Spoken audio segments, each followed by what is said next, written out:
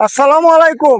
আমি যে জায়গাটা আছি ময়মনসিংহ নান্দাইল ৮ নং সিংহল ইউনিয়ন। একটা কাদা, এমন একটা কাদা রাস্তাটা, হ্যাঁ, এই এলাকাটা দরিদ্র এলাকা। সেই এলাকার এই যে এলাকার জনগণ, হ্যাঁ, এই জনগণ এই রাস্তা দিয়ে বাইরনির মতন, একটু আয়ো বাইরনির মতন এই সমর্থ নাই। কারণ গড়তে যে বাইরে রাস্তা দিয়ে হাঁটবে এরকম কিন্তু সুযোগ সুবিধা নাই। কারণ এই এলাকা দরিদ্র এলাকা।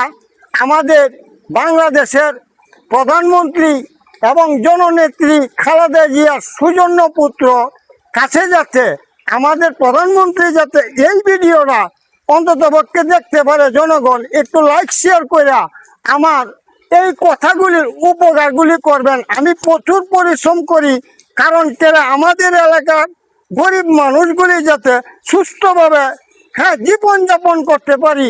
রাস্তাঘাট থাকলে যাতে আমরা ব্যবসা বাণিজ্য করে চললে খাইতে পারি। এই হইল গা আমার একটু কষ্টের প্রতিদানটা দিবেন।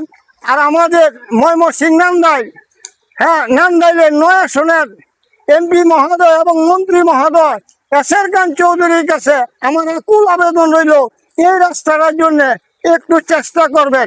এই রাস্তাটা হচ্ছে গা এই ৮ নং সিংহল ইউনিয়ন ৪ নং ওয়ার্ড এবং ৫ নং ওয়ার্ড লইয়া দিক দিয়ে বাসকন্দা বাজারে গেছে। হ্যাঁ, কারণ এই বাসকন্দা বাজার মদিনাগরের হইয়া এই রাস্তাটা দিয়া সাথে একটা প্রাথমিক বিদ্যালয় আছে, প্রাইমারি স্কুল। আই আর একটু দেখাই, হ্যাঁ,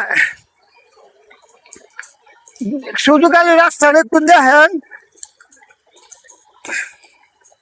আরেকটা রাস্তা, এই রাস্তা এই জায়গাটাও দেখেন প্রচুর পরিমাণে এরকম সমস্ত এই গ্রামের প্রায় বোধহয় ২ কিলো রাস্তা একই অবস্থা, কিন্তু গড়তে বারণের সমর্থ নাই। কারণ কেরে যদি এই রাস্তাটা আমাদের এই বাংলাদেশের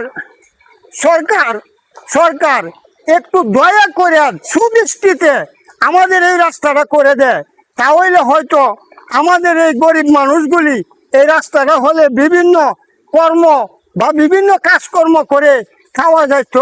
এবং স্কুলে সামনে একটা প্রাথমিক বিদ্যালয়, প্রাইমারি স্কুল আছে, সেই স্কুলে পোলাপানগুলিও সুন্দরভাবে যেতে পারতো। সকলেই এই ভিডিওটা একটু লাইক শেয়ার করে, হ্যাঁ, একটু সকল ভাইদেরকে দেখার সুযোগ করে দিবেন। এবং আমাদের নেতার কাছে, তারেক রহমানের কাছে যাতে এই ভিডিওটা পৌঁছায়, আমাদের এতটুকুই আপনাদের দর্শক ভাইদের কাছে আমার দাবি। আর তারেক রহমানের কাছে, আমাদের প্রধানমন্ত্রীর কাছে আমার দাবি রইল যে আমাদের এই রাস্তাটা একটু দ্রুত করে দিলে আমাদের এলাকাবাসী বা আমরা খুবই সুযোগ সুবিধা পেতাম। এই আর কি। সকলেই ভালো থাকবেন, সুস্থ থাকবেন। আল্লাহ।